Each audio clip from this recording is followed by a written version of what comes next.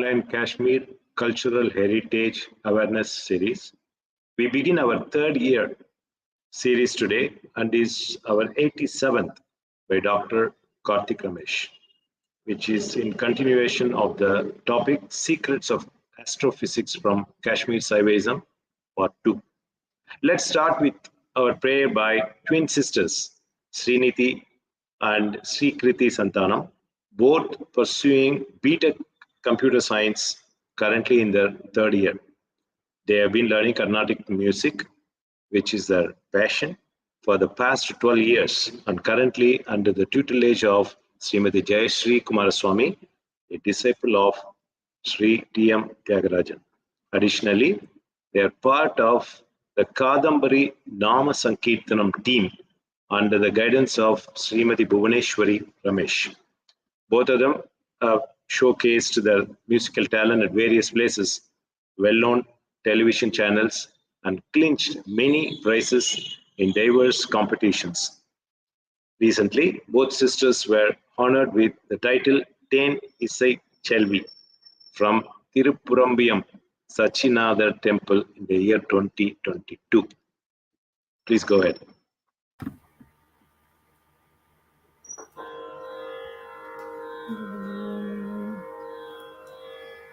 Sannidhanam, Divya Sannidhanam, Sannidhanam, Divya Sannidhanam, Kanchi Managarilor Sannidhanam, Sannidhanam, Divya Sannidhanam, Kanchi Managarilor Sannidhanam, Sannidhanam, Divya Sannidhanam, Sannidhi munnindru Sanchalam Tirumendru, Sannidhi munnindru Sanchalam Tirumendru, Santatham Chendri Seydal Vandarul Seyum Divya, Santatham Chendri Seydal Vandarul Seyum Divya, Sannidhanam, Divya Sannidhanam, Chandrashekharendradim Jyoti Swarupam, Chandrashekharendradim Jyoti Swarupam, Sadguru Jayendra Swami Narul Rupam, Sadguru Jayendra Swami Narul Rupam, Kali Yuga Ilamayile Vadi Kartam Vijayendra, Kali Yuga Ilamayile Vadi Kartam Vijayendra, Tirumurti Swarupate Kandal Kalitirum, Tirumurti Swarupate Kandal Kalitirum, Sannidhanam, Divya Sannidhanam, Kanchi Managarilo Sannidhanam, Sannidhanam, Divya Sannidhanam, Divya Sannidhanam, Divya Sannidhanam.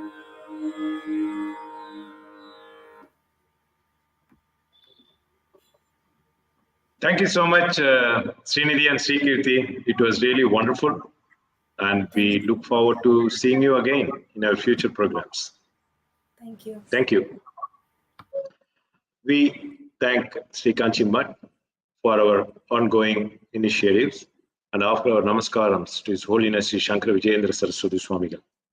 Kanchi Mutt has always been in the forefront, modestly working with the sole aim of national integration, spiritual enlightenment, and preserving the uniqueness of Kashmir, as Kashmir is our cultural heritage.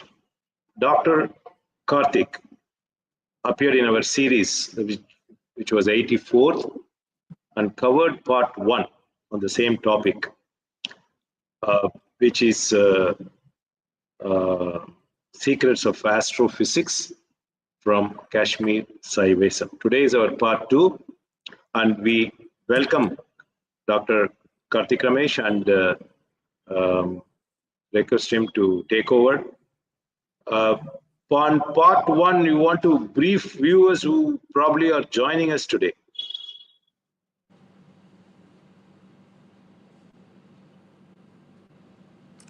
Are you able to hear?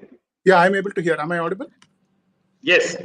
No, I was just wondering, for viewers who are joining today, maybe you can start with a brief, or is it a prerequisite they should watch part one? No, that's not required. I will basically continue this series, not a problem. So first of all, my most humble pranams and salutations to Mahaperiva, and I feel once again, I should say it's a double blessing now. It's not a single blessing, but a double blessing that I'm able to be part of this talk on Kashmir Shaivism and quantum physics. I thank you, Shankarji, and all of the organizers for having given this wonderful opportunity to be here amidst you today. And I think last time, based on the talk, personally, I felt, I had several learnings. This topic is basically kind of a summary of, the earlier talk in a more, I would say, layman's language, where we are able to relate, aspects of Kashmir Shaivism and what modern physics, talks about in terms of our existential reality. And what we see in our modern physics is particularly references to several aspects, such as, quantum physics is, of course, one important part of that. We also have aspects where we look at basically, uh, you know, Higgs boson particle, so many quantum related experimentations which are going on today in the world. We believe that there is all of these I proofs. think we lost your video. Yeah, just 1 second. So I will continue. I think it should come in a second. So, Yeah, audio is okay. Yeah. sure. So basically, I was saying that what I believe is that what we talk about as modern physics has always been part of our Sanatan Dharma in various aspects. We have been looking at physics as basically, I would say, science is basically where spirituality begins, where science ends is basically where spirituality begins. And similarly, if you look at it from a purely Kashmir Shaivism angle, we find there are several correlations, as I was explaining last time, between Kashmir Shaivism as well as quantum physics. So in today's talk, I'm going to continue my presentation. I will share my screen now. And I will also kind of give an entire overview of what I did last time so that there is a kind of continuity for people who possibly missed the last session. So allow me to share my screen. This research is an ongoing project which I'm doing as part of my research thesis in BITS Pilani. A quick kind of a recap or an introduction. I basically am currently, senior management executive in the industry. I'm also working on my research. This is my fourth PhD, which I'm pursuing, specifically on the instructions of our beloved Periva when I met him in 2018. Just a quick context setting for this talk as to what is it which I'm planning to cover here today. So this talk is an outcome of almost, I would say, 4 years of research. And it has kind of culminated into a series of, I would say, findings which have clearly established that what we talk about as antariksh, right, what we talk about as Vigyan, they are all part of some Kashmir texts which we call as, for example, the Vigyan Bhairav. So let me enter into slideshow mode. Let me first of all fundamentally set the stage by talking of specific concepts. In the last talk, I spoke a lot about certain quantum mechanics, quantum physics. And the personal learning or the feedback which I took from the session is to make it a little bit more layman centric, to make it something which people can understand, right? And people can visualize. So in this session, I'm going to keep it less scientific, more focused on Kashmir Shaivism, and draw out certain parallels and certain anecdotes on the correlation between Kashmir Shaivism as well as quantum physics. So in Kashmir Shaivism, as we all know, this is a very elite and educated audience. So I'm not going to dwell upon the fundamental aspects I'm going to cover, but those which are relevant to studying aspects of astrophysics, quantum physics, and modern physics. We believe that Lord Shiva, Paramashiva, he is the quintessence of all existence. He is all that exists. In fact, Shakti, his very manifestation of energy, which even the Spandakarikas talk about in the Kashmir Shaivism, is nothing but an illumination. It is manifestation of the cosmic energy, the ever prevalent Lord Shiva.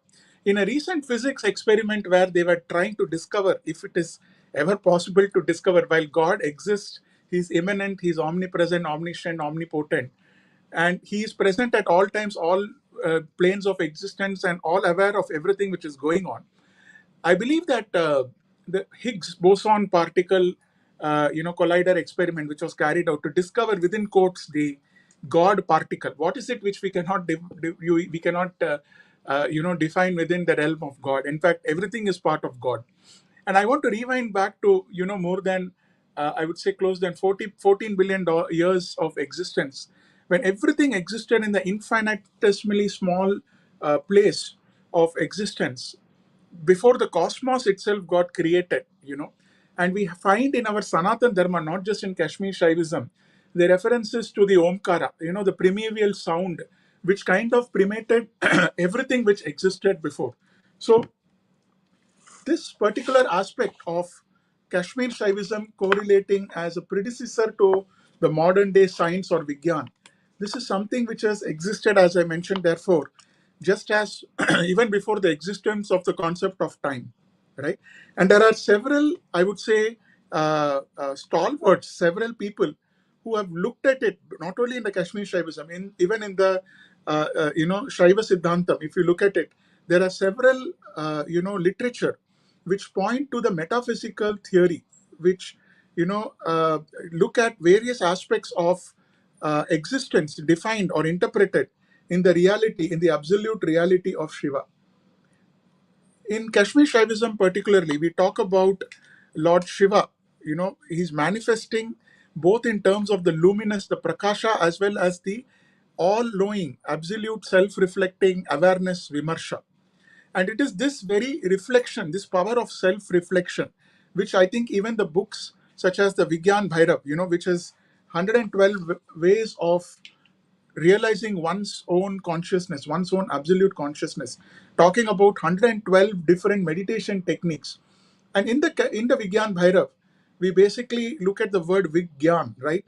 So we talk of modern science also as Vigyan, but Vigyan Bhairava Tantra, as it is known, is basically the knowledge or understanding or contemplation on those 112 techniques, with Lord Paramashiva in his utmost benevolence taught these techniques to basically goddess Shakti, Ma Parvati.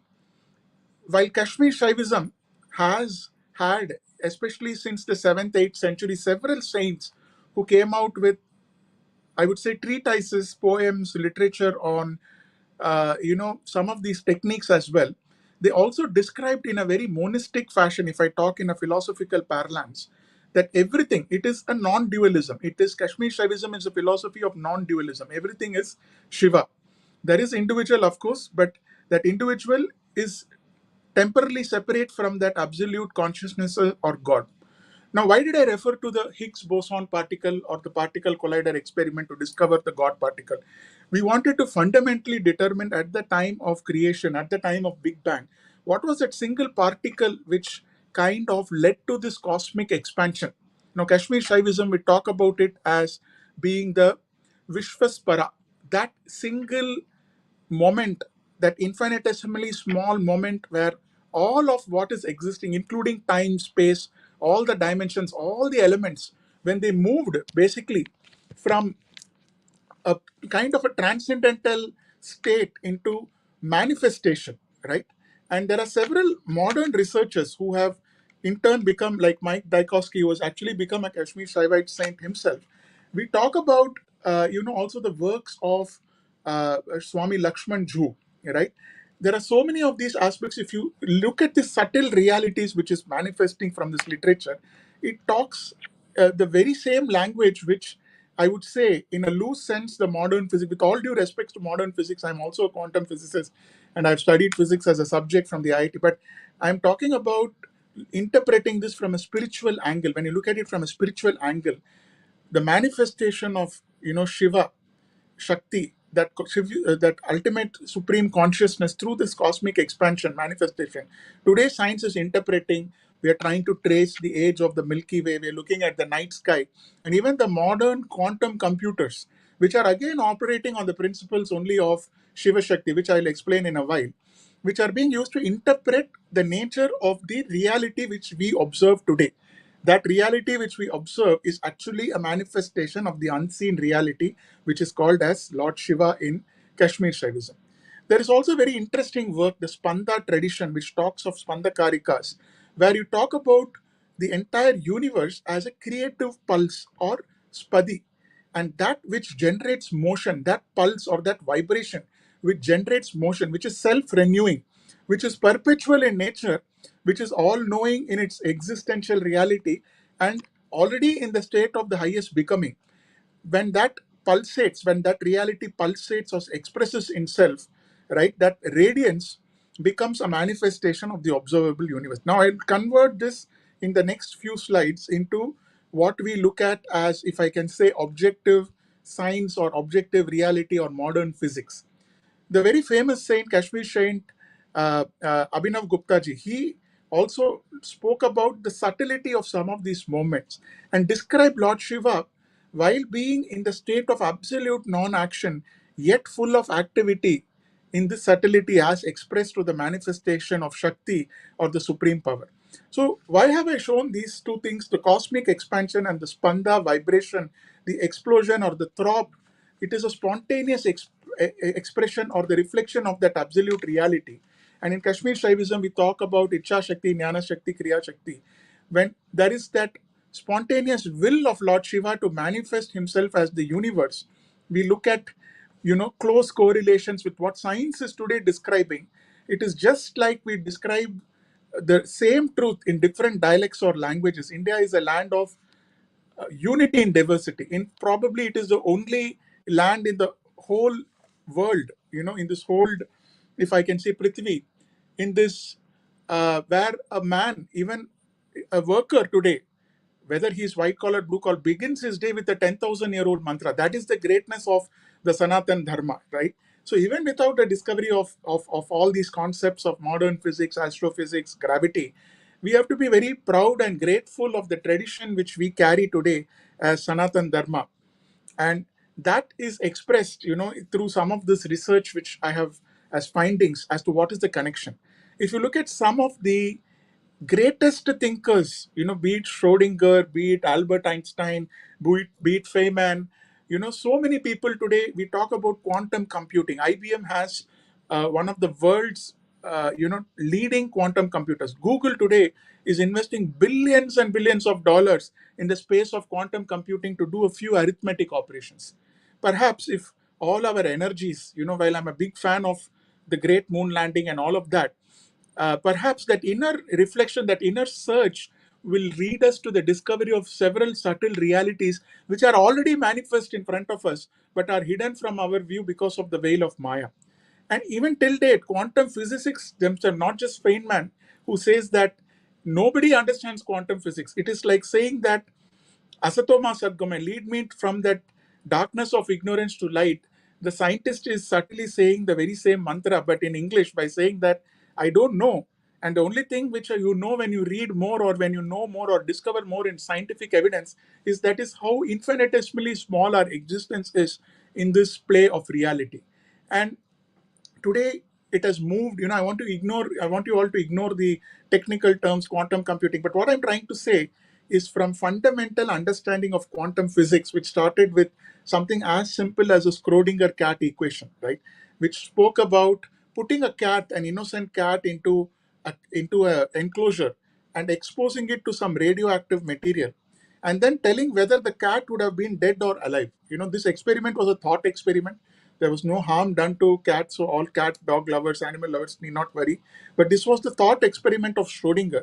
But what he was alluding to in spiritual terms, there could have been several states of existence. We have this reality already in our Sanatana Dharma. We talk of different planes of existence. We talk of different cosmic worlds, right? Kashmir Shaivism similarly talks of everything which we see and experience as being as manifestation of Lord Shiva. We also talk of the important aspect of tattvas. You have the Ashuddha tattvas, the Shuddha Ashuddha tattvas, and the Shuddha tattvas, the pure aspects. Now, why did I mention again Schrodinger cat when this cat experiment was imagined by the scientist Schrodinger? He said that there is an equal possibility at a given point of time that the cat is half dead, half alive. That is, if you could describe characteristics of the cat as being alive and dead, you could say it could be completely alive, it could be completely dead, it could be alive moving to a dead state, it could be dead trying to recover and become an alive state. So different states. Now our tattvas in Kashmir Shaivism have similarly been classified, and this came much before Schrodinger's cat equation of talking about existential reality in terms of basic tattvas. Similarly, they spoke about energy manifestation, Chitta Shakti, Ananda Shakti, Ichcha Shakti, Jnana Shakti, Kriya Shakti, and how the divine energy from that absolute manifests itself as an awareness of the divine consciousness, first of all through Chitta Shakti, knowing, the power of knowing, creating a consciousness aspect itself, manifesting as Chitta Shakti. Ananda Shakti being in that realm of bliss, right, where there is no separation between the identity of the unmanifested Shiva and the manifest Shakti as energy. Basically, in scientific terms, we talk about massless states, entropic states. In quantum physics, we talk about superposition. We talk about electron not being in a single place. Our typical physics chemistry books, which we have read in schools, in classical physics, as we call it in technical term, talk about the electron as revolving around a nucleus in an atom. But truly speaking, the electron is moving between different energy states. There's nothing to establish that it is going around in a particular symmetry or circumference. It is moving constantly between energy states. That is, however, an element of symmetry, right? And when that absolute supreme consciousness of Shiva decides through its divine will, manifesting itself with the Aham principle, that creates the Sada Shiva Tattva, right? And gives the aspect of Ichcha Shakti. And Kriya Shakti is that of action. We saw the reference of Spandakarikas, right? Now, I'll keep switching between astrophysics, Einstein, Schrodinger, and connecting it with some aspects of Kashmir Shaivism. Now, Einstein was known for, without getting too much into physics, he did not get the Nobel Prize either for general theory of relativity, neither he got it for the special theory of relativity. He got it for his discovery of photosynthesis and the aspects of photons and light beams. So, but in his fundamental research, if I have to decipher or simplify this for a layman, even Einstein, at the time of coming up with these theories of general relativity special, could not explain the aspect of nothingness in space. The aspect of nothingness is very beautifully explained in Kashmir. We'll come to that. It did not explain how time comes to a standstill when you go to a black hole. What is a black hole? In scientific terms or simple terms, the Surya Bhagavan, which we observe, as the age progresses over billions of years, ultimately, when it runs out of energy of all the reactions which are happening at the corona core of the sun, it collapses into itself, and it collapses in such a way that nothing, including gravity, nothing, including light, also escapes from a dead star. And that state is called as that of a black hole. Meaning of a black hole is you cannot see it in space. So black hole is different from vacuum. Vacuum is empty space. Black hole is where the star has collapsed and it has become so powerful that nothing, including light, can escape from it. Right? Now, I will connect these aspects to Lord Shiva shortly. But if you look at what Einstein was trying to, he was in a fix himself. In special relativity theory, he gave the very famous equation which all of us know. You ask even a 4-year-old what is Einstein's equation. E is equal to mc squared. Energy is nothing but mass into the speed of light, where c is basically the speed of light. But even this special relativity theory could only deal with certain frames of reference which we called as inertial frames. When we moved beyond the concept of space and time, and that is where at the beginning of time, which I spoke about, in the beginning of my talk, you look at when nothing existed including time, Einstein's theory could not explain. But however, our whole Sanatan Dharma, not just Kashmir, is replete with wisdom which explains the origin of all of this. We believe in the concept of a creator, right? So Einstein also gave a very famous experiment. For us, in the Shaivism tradition, right, we believe that Lord Shiva is even beyond time. We say Kalatitaya. He is a Kalatita, he is beyond time. So possibly, and this is not a finding of mine, nor am I saying there is a connection, the description of a black hole is something of a manifestation of this timeless attribute of Lord Shiva. And Einstein gave a beautiful experiment about this. Or again, it was a thought experiment. It was not a real experiment. He said, suppose there were two twins. Suppose myself, Karthik, and I had another twin called Karthik 1. Suppose Karthik 1 was sent by some spaceship to a black hole. And at a black hole, I want you all to remember, even time, space, gravity, nothing escapes. In fact, the entry point of a black hole is called the event horizon, where even there is no time. So imagine that somehow Karthik 1, my twin, reaches that black hole, and somehow from the earth, myself, Karthik, I'm observing that my twin brother is falling into a black hole. For eternity, I will keep viewing that he falls in the black hole, because there is no concept of time in a black hole. Everything is swallowed by the black hole. And here, I will be seeing that tragic incident of my brother falling into the black hole for eternity. This is a famous, anecdote which Einstein has given to describe and his theories about space-time, about objects, about masses, space-time curvature, space-time continuum. All of these things could only explain to a certain extent. What is the unknown secret, right? Where is it which, beyond all of this? Let us recall that the greatest of Kashmir Shaivite saints, right, including the likes of Laleshwari and all of them, they were born much before Einstein was even born on this planet, even before the concept of modern science. And I'm not trying to refute modern science. I'm a physicist in my research. However, what I'm trying to humbly establish here are greatness of Kashmir Shaivism and Sanatan Dharma. Even before the gentleman who discovered gravity was born, we had our Kashmir Shaivite saints writing beautiful literature, beautiful poetry on the topic of, if I can say, cosmic objects. They were talking about the force which existed. Lal Ded in many of her poems has referred to this. So it is quite evident through literature and research today, even modern research. First of all, starts with a fundamental literature review section. In this literature review, if you go and research our own Kashmir Shaivite literature, you will find not one, but you will find several poems. You will find descriptions also of for example, again quoting Lal Ded, in some of her works or poems, she talks about observing nature at one particular point of time as a manifestation of a unison of Shiva and Shakti. She's not talking about the physical realm of existence. She is able to see beyond the physical manifestation of this universe.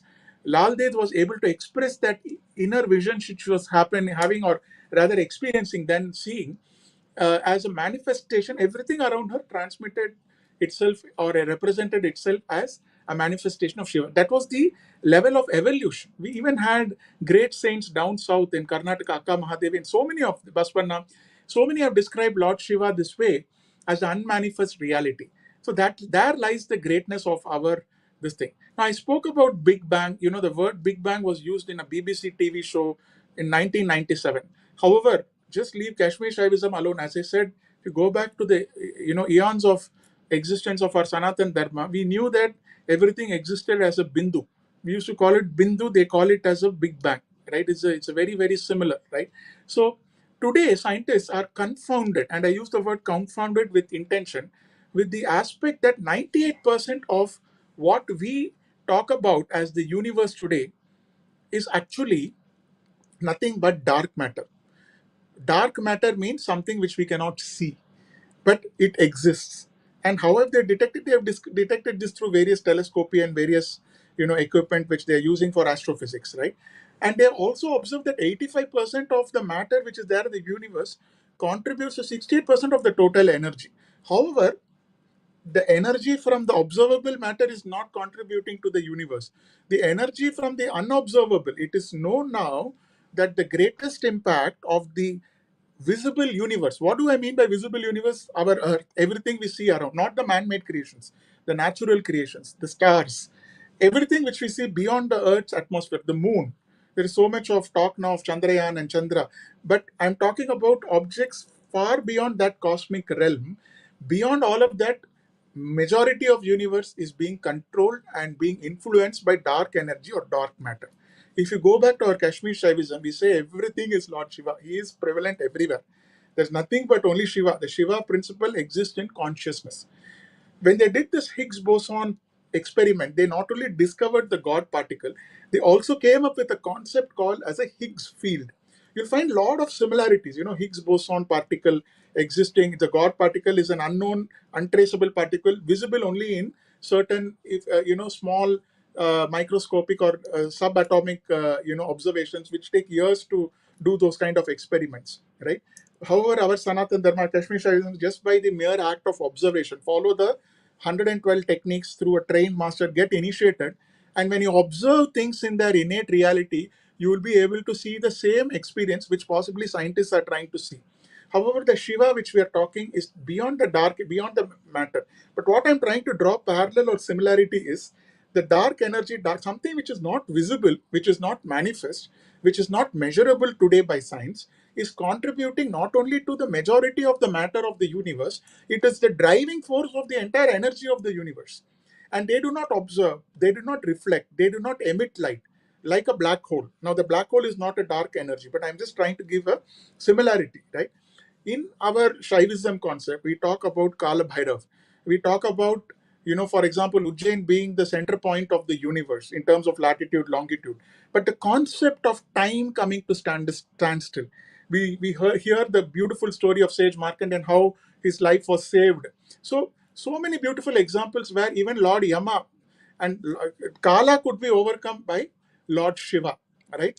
There are visible manifestations in our observable universe in the form of this, for example, black hole, something like dark energy. So the underlying message, I'm not equating those objects to Lord Shiva, but I'm saying something exists much beyond them at a subtler level, which science is yet to discover. And honestly speaking, I don't think with any of the microscopes or telescopes, we are going to discover the inner reality. Maybe a simple magnifying glass to go through a book of Kashmir Shaivism is more important for us. Modern physics also talked about energy being emitted in quanta. This is where, the whole word quantum physics came in modern physics, where they say the atom has electrons which jumps between states of energy. And if you see our Kashmir Shaivism, we talk about Shiva, Shakti in unison. There is a cosmic dance, manifestation. So possibly that energy level dance which is happening at an electronic level. Again, it's not to say the electron is Shakti. I've seen some papers talk about, neutron, proton, nucleus, electron, and then Lord Shiva. I'm not comparing. I don't have empirical evidence, so I don't yet subscribe to that view. But obviously, if it is Lord Shiva or any of the gods, you are not going to be able to see with a microscope. It needs an inner reflection. But however, what I'm trying to say, the very similar concepts of what we saw Spandakarikas, what we talked about the cosmic dance of Lord Shiva, all of these things are mirrored in some of the findings of physics.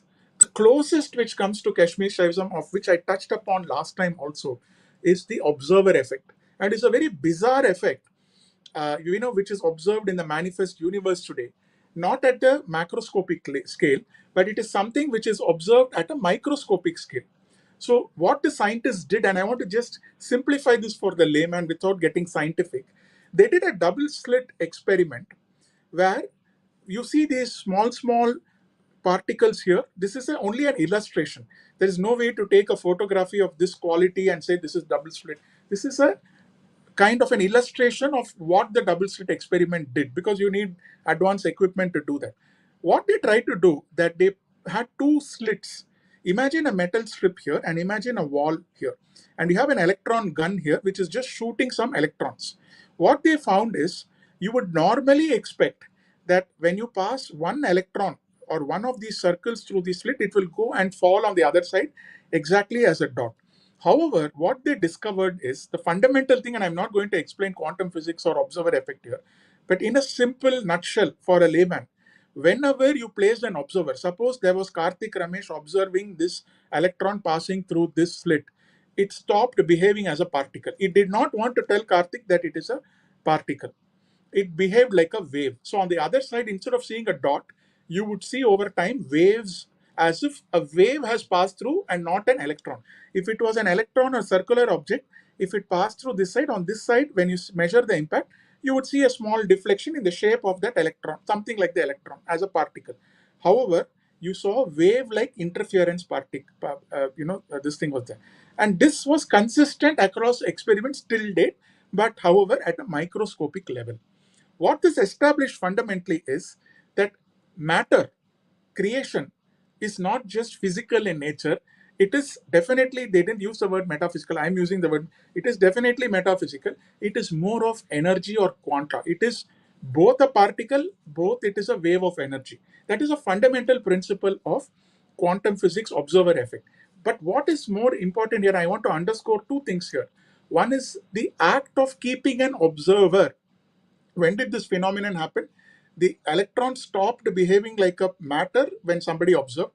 It stopped behaving like a particle when somebody observed. So the observer effect is key here. I want to underscore only that. And I want to relate the observer effect to the 112 techniques, which Kashmir Shaivism talks about that, right? Now, there are different techniques, and I just want to, be very precise and give couple of examples here, right? Kashmir Shaivism in Vigyan Bhairav Tantra, for example, right? When you talk about various advanced meditation techniques, right? You talk about inhaling, exhaling, inhaling, exhaling, inhaling, exhaling.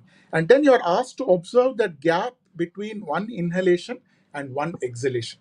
Now, the important act in this Vigyan Bhairav Tantra, one of the techniques is the gap between an inhalation and the subtlest aspect of that. When you observe that, it will come to a standstill. Reality will come to a stand. This is a technique of meditation. The technique of meditation is basically all these 112 are prescribed to be done with utmost sincerity through sadhana, through initiation only. But it will lead to one realizing his absolute consciousness. It will make him absolutely aware of what reality is. What am I drawing parallel to? When they did these experiments, Bohr did these experiments, or all these scientists did these experiments of observer effect, what was important is the act of observation. The act of observation led to the establishment of a scientific fact which was proved for not just one but repeated occurrences of that experiment. So every time you observe, you will see the reality that the particle is a wave. What is Vigyan Bhairav Tantra telling? Another thing, one more technique which Vigyan Bhairav Tantra talks about is looking at one's own constituent elements of one's body. What is my body made up of? Concentrate on the body. Concentrate on what will happen to the body when I die. It will be cremated. All of my body parts will slowly be burnt. It will be disappeared. So I'm sorry, I'm not drawing your attention to a cremation ground. I want to keep the talk auspicious and nothing inauspicious about death. But imagine all of your physical manifestation, becoming unmanifest. Go subtler, subtler, subtler, subtler, subtler into that ultimate state when your body does not exist. If you are able to repeat this experiment over and over again, not experiment, sorry, this meditation technique over and over again, then you become absolutely conscious of your reality, right? Simple techniques have been given of, this Vigyan Bhairav Tantra is a thousands of year old treatise which has been written, right, by the great Kashmir Shaivite Shains. But we are talking of observer effect in the year 1920, which is much, much later, right? They also talk about looking at an empty bowl.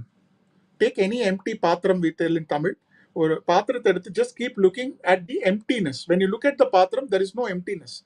In the patram, you see something is there. Either there is it's a container, let's say for some sambar, something, but assume that it's an empty patram where nothing exists. And then what do you see? You see the wall of the patram. Try to see beyond that. try to keep looking at the base of the patram. It is empty. What lies beyond the patram? There lies some atoms. There lies some electron. So keep going deeper, deeper, deeper. Not scientifically, but see, but yet do not see the bowl. See the bowl, see the patram, but do not see the patram. Try to see what lies beneath, and that is ultimately the emptiness or the nothingness or the space. And today, what are we doing? We are focusing all our telescopes, radio telescopes, whatnots, so many instruments also, which I'm very happy about. Chandrayaan, we're trying to explore the composition of the moon, etc., etc. Great. But simple technique given in Kashmir, look at emptiness. Don't need to go do complex measurements, observer effect. Look at emptiness. When you look at emptiness, you will automatically become one with the reality. The other thing which they talk about, all of these techniques, what is it doing? It is an act of observation. How do we observe? Let us examine this scientifically also. When I observe something, the light from that object is coming back to my retina. And then my brain through the neurons, and there is some mechanism which is happening, which is translating that to a vision by which my neurons and then correlating it to something which I have already seen or learned from the time I was born to correlate that that is a bowl, and that bowl is something which is used as a container. But we are being asked to go at a subtle level within ourselves to see the actual emptiness which lies beyond the bowl, beyond the retina, beyond the eye, beyond the mind. Another thing which Kashmir Shaivism talks about, we spoke about dark energy, black holes, and things which exist but are not seen.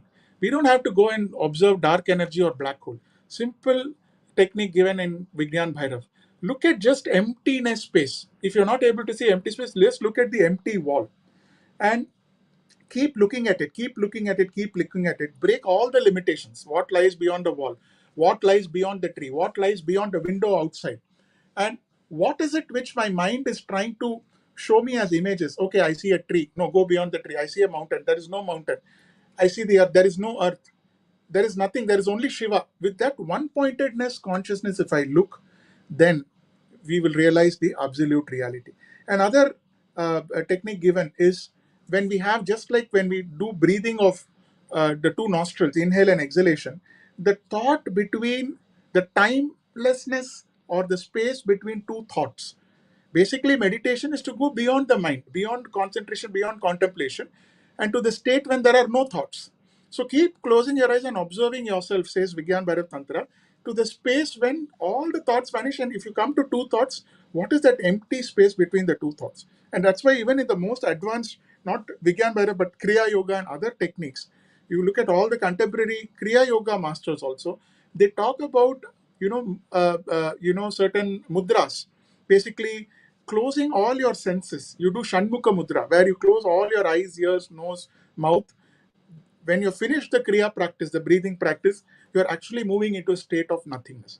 But what I'm trying to say, amidst all of these theories, I'm bombarding you with Einstein's relative theory, black hole, dark matter, dark energy, observer effect, double slit experiment. The fundamental, truth here is that we have to look within, we have to look at the absolute reality. The last part of my session, which I want to talk about or spend some time, right? I want to take an example of Lal Ded, right? In her works, she spoke about, and I've used Jailal Kaul's interpretation to translate it for the benefit of the audience, right? She was a woman. I want to talk a little bit about Lal Ded. Of course, been spoken about, but if there are any new users, or sorry, new viewers or listeners, I just want to explain her brief history. So she lived, many years back, more than 1,000 years back, in the valleys of Kashmir, and she lived a very tough and torturous life at the hands of her mother-in-law and her husband, who constantly suspected her of, not being in the marriage and always being avoiding work and going away from work. What they did not realize, she was in the highest contemplative state. Now, she is an icon, as all of you listeners know, in terms of Lal Ded, her works and her brief, if I can say, poems, which have been quoted so beautifully. But she used to spend hours and hours sitting and getting into that state of shunya, which Vigyan Bhairav Tantra talks to us about, right? Sitting in the riverside and looking at a vast expansiveness. In some of her poems, she says 10,000 times or 1,000 times I inquired, what is nothingness? And eventually, when she reached that thoughtless state, in fact, she's kind of practicing one of the Vigyan Bhairav Tantras here. Right? And similarly, she talks about, moving from Tantra to Mantra, and science today is like a Yantra. Let's move away from Yantra. Let's go into that state of nothingness. And I spoke about gravity, right? So this word is of course used by Jailal Kaul, but he refers to some force. You are that force which is creating and upholding the earth. This is mentioned somewhere in the 700, 800 AD, and Einstein was born much later in 1600s, I think, if I'm not mistaken. So he's talking about something which is upholding the earth, and that is being talked about by a Kashmir saint, a lady who is sitting in Kashmir, talks about the greatness of our Kashmir Shaivite text. And then she talks about the I conscious. I know I spoke about it at the beginning, the various tattvas, the Icha Shakti, Jnana Shakti, Kriya Shakti, and moving to the high invert state. Now, what is the relation between Kashmir Shaivism and quantum physics? I've given you a literature review example of Vigyan Bharat. I've given you some experiments. I've given you some works. Now, I'm talking about quantum physics and Kashmir Shaivism.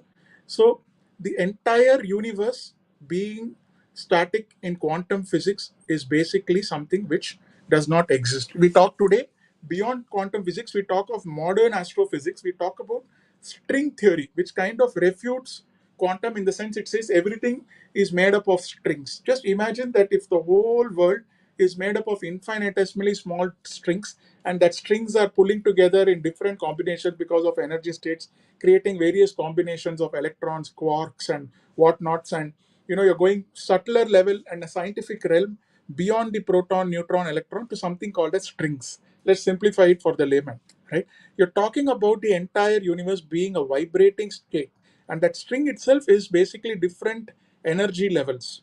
Some fundamental particle quarks vibrating at that level, and the entire universe therefore being strung together, right?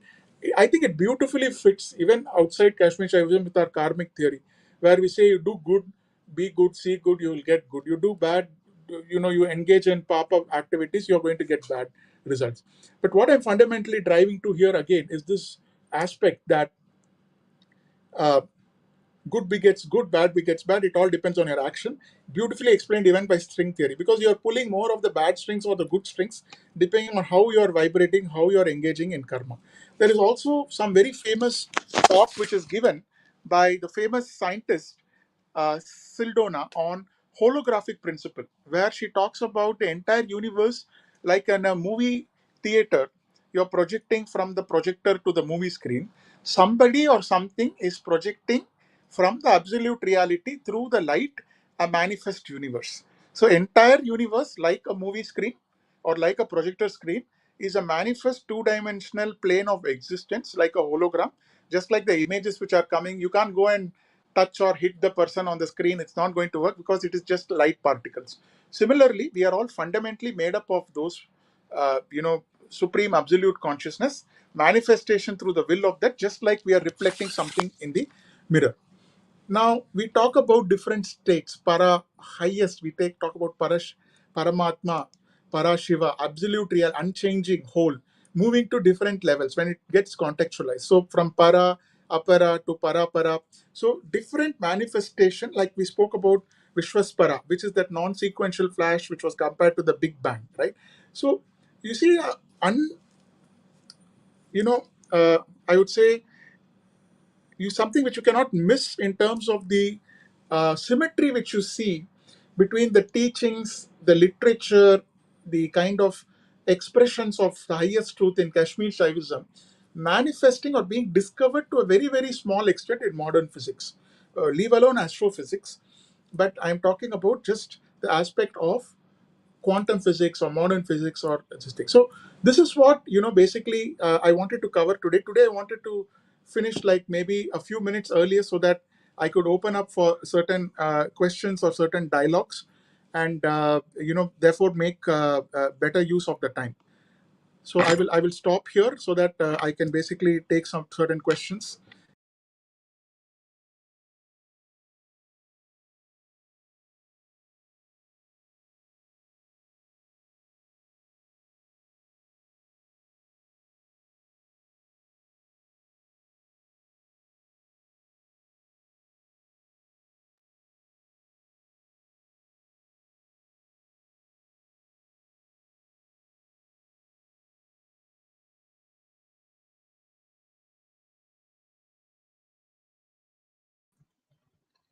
No, I was just saying that Today, you touched upon many things on layman's language. People can understand easily, relating to your quantum mechanics and Einstein theories and theory of relativity and all.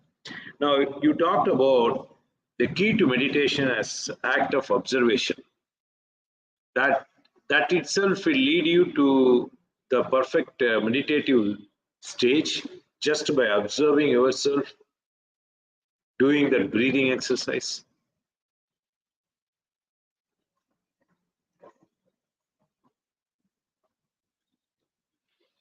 Okay, I'm not able to hear you.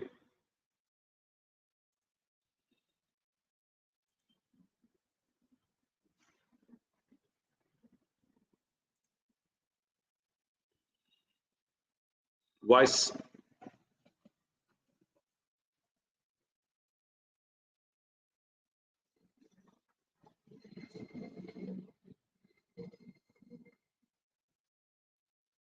No, it's still not audible. I see your mic. No. Can you hear?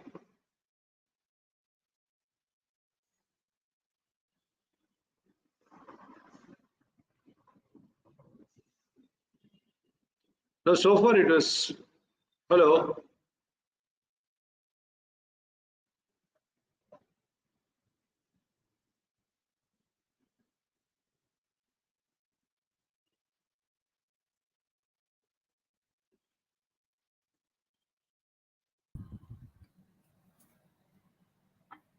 Can you hear? I'm able to hear you. Are you able to hear me? Yeah, I can hear you, but your video is not there. Okay, yeah. So your question was on the meditative techniques. Correct. Yeah, you were talking about reality and stand still. You touched upon the observer effect. Right.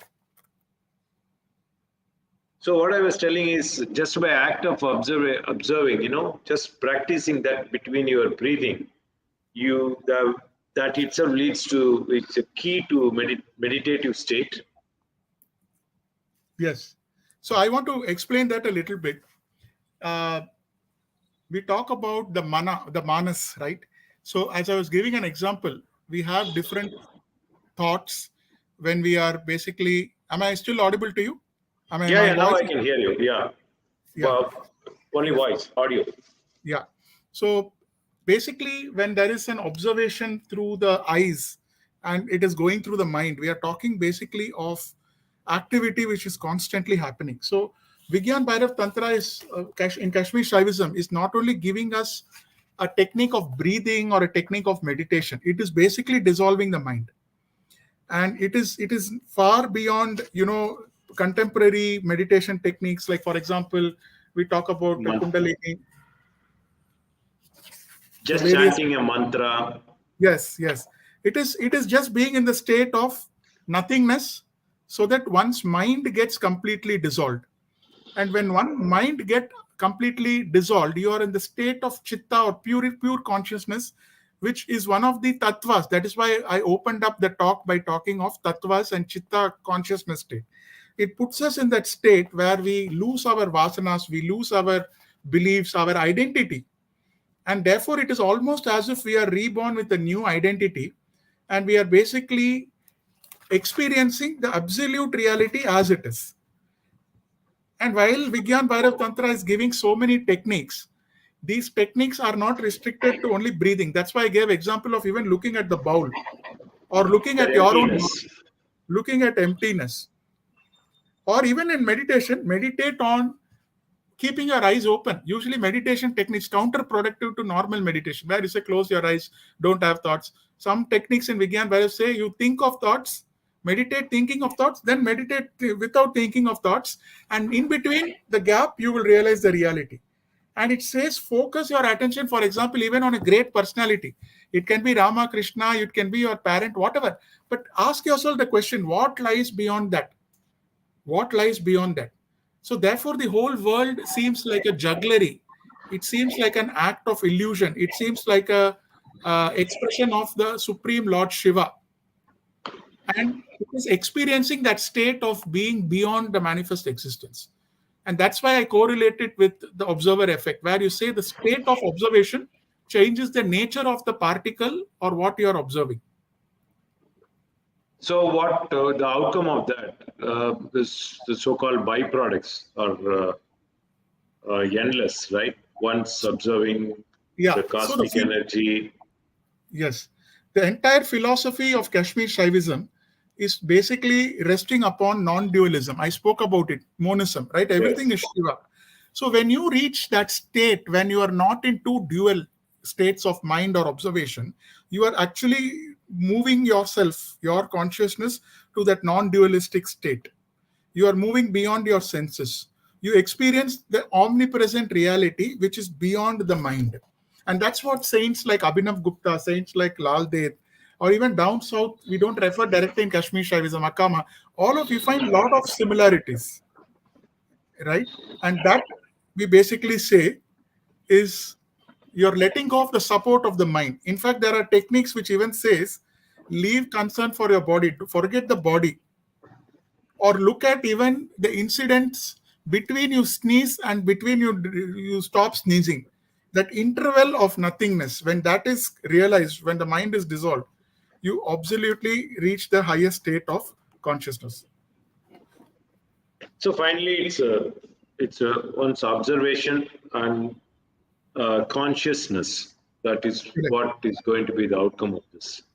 Yes, yes. And you don't need a support for it. The beautiful, I think, underlying message is the ultimate support in Kashmir Shaivism. Everything rests on Lord Shiva. So, in Lord fact, one Shiva. of the techniques says sit up on the bed without support and imagine that you don't have support, you will become Lord Shiva. So, what a beautiful concept, right? So, when you, it's almost a state of absolute surrender in a sense, while Kashmir Shaivism is not about Dvaita or path of devotee and Lord, it is about a monism or single philosophy, right? So I hope I've answered that question. Yeah. No, but you see, as in Tamil, we have Ellam Sivamayam, Om Namah Shivaya. Like that, it exists in other parts of the country. The equivalent of Shiva, the way we talk in, we have our own Saivism in Saiva Siddhantam, in Tamil. Correct. There is, Correct. Correct. Tiruvadadhira Adinam is conducting a course in our Correct. area, Saiva Correct. Siddhantam. Like that, do you have that in other parts of India as well? Or it's only Kashmiri Saivism and one in southern part? No, I think Kashmir, if, like, just since you referred to Siddhanta Shaivam, right? You look at it that in that you are basically, an aspect of Shaivism, which is you're basically going into the Shiva Agamas, right? It's again, I mentioned about Right. this. It is about Yes. it is a dualism. It is about devotee and Lord Shiva. But Kashmir Shaivism, it is monism. It is single-pointed philosophy Yes. that everything is Shiva. There is no need of a worship in Kashmir Shaivism. The act of being conscious or being in a state of nothingness will lead you to Shiva. But some of these Agama ways of worshipping, say down south, if you go to some of the places of worship, you have to keep manifesting. But again, intrinsically, for example, the act of doing a Linga Abhishekam, you are basically dissolving your consciousness with the linga's consciousness by offering bay leaves or by offering Ganga Jal or whatever it is, where you are unifying your physical nature or consciousness with that object. In Kashmir Shaivism, it is inaction. You don't have to do that. You just experience the reality. There is no act of doing. It is an act of Mm. non-doing. So that is the difference between the Agama way and Kashmir Shaivisms. Very interesting. And now audio is still not able to see you. Please keep coming as often as possible to enlighten us on the research aspects that you are doing on Saivism, Kashmiri Saivism, and how everything fits into. Can you hear? Yeah. Yeah, okay.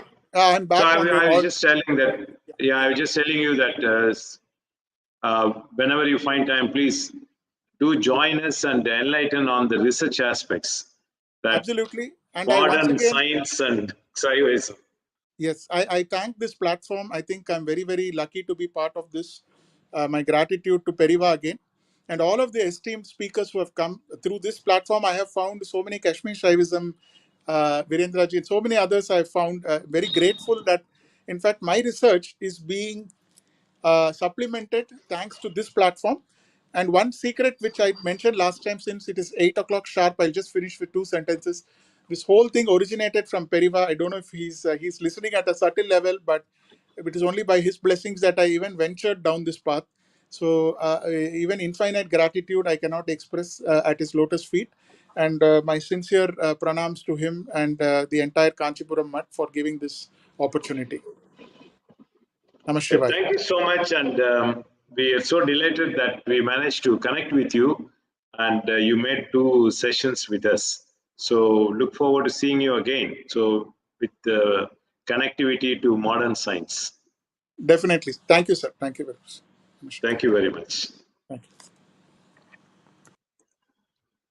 Thank you, viewers. We have so much material available on Kashmiri Shaivism, and now with the connection to modern science. Please go back and review our topics, and we have the rich tradition of Kashmiri Shaivism and the cultural aspects of Kashmir that we are trying to promote here in this series. We once again thank Kanchi channels, YouTube and Facebook for live streaming, and also Dinamalan, our leading Tamil news paper, which is carrying articles and coverage on our monthly program on Kashmir Cultural Heritage Awareness Series. We also thank VDSP for streaming support every other Saturday that we do now. We have more programs lined up for the next few months, and please do join us and share your comments in our video section. Once again, we thank you, and Haragara Shankara, Jai Jai Shankara.